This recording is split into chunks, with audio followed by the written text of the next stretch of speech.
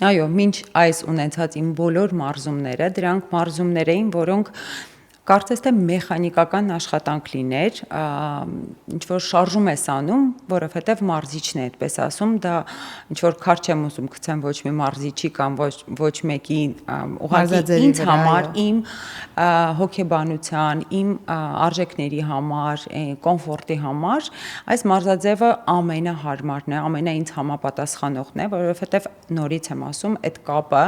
ուղեղի եւ մկանների, որ դու ամբողջ դասի ընթացքում ապահովում ես,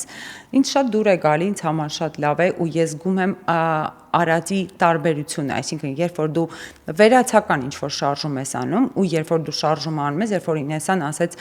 շարժեք այսպես, որ սա զգաք։ Փոքրիկ ինչ որ միլիմետր կամ փոքրիկ զիտակ։